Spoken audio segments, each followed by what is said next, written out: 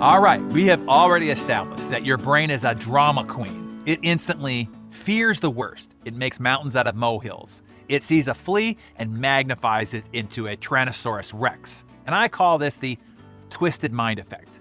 A friend of mine a while back was visiting the mall with his wife and 14-year-old daughter, Ashley. After they each did some individual shopping, he met with his wife at their agreed-upon meeting spot. When he asked his wife where Ashley was, she said she thought that his daughter was with him, as she had been when they originally parted ways. She was with me just a few minutes ago, he said, but she said that she was going ahead to meet you. I thought that she would be with you. I haven't seen her, his wife responded. They both looked at each other, worried. After a long 2 minutes of waiting and scanning every person who walked by, panic set in.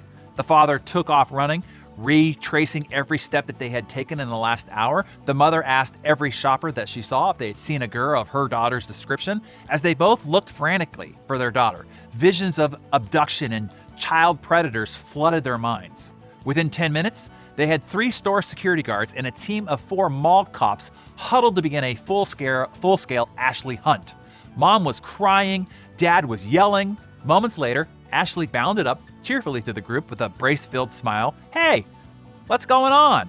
Her mom burst out into a yelp, ran up to her, and nearly squeezed the life out of her. Her father, shaky and on the brink of tears himself, joined the family hug. "Where were you?" he asked. "Oh, I was just trying on a pair of pants in the store right there," Ashley said, pointing 50 feet away.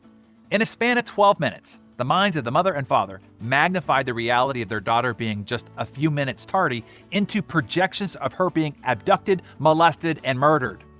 That's what's called the twisted mind effect, and it happens all the time, and to the best of us. The solution isn't to ignore important things, but instead focus on the task at hand without magnification. It's not only a better way to get through life, but it's the secret of the great pressurized playmakers.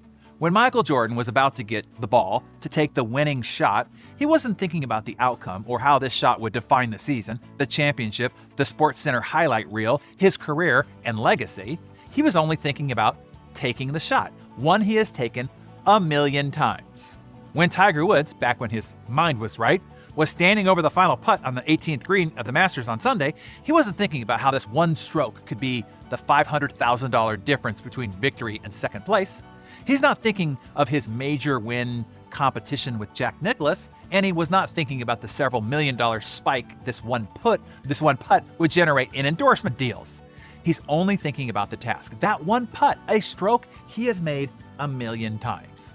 Peyton Manning, his nickname was the Sheriff because even in the most nerve-wracking of circumstances, he'd lay down the law, even in opposing team stadiums. My childhood hero, Joe Montana, was called Joe Cool because no matter how pressure-filled the situation, Joe Cool was the same. I remember him being asked how he could stay so cool during those moments. He said, "The pass I have to complete is no different than the pass I threw during practice as a freshman back in high school, and the many thousands of times that I have thrown it since.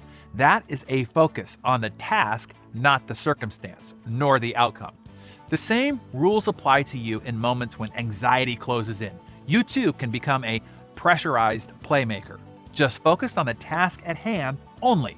Whether that task is picking up the phone, holding your hand out and saying hi, looking in the eye of your client and saying sign here, just the task. Don't let your mind twist itself all up into a frantic mess by focusing on the magnified and usually negative false outcome.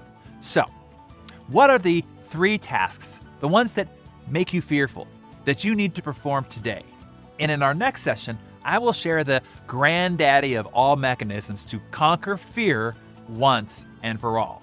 While most will say that you cannot eradicate fear, as it is an unconscious reaction of your primitive ancient mind and nervous system, so you can only confront it and act anyway, tomorrow I will show you how to actually eradicate it. Meaning, getting yourself to the point where the thing you currently fear, probably the thing that's squelching your potential the most, we're going to squash that fear for you entirely. In other words, being completely fearless when we're done.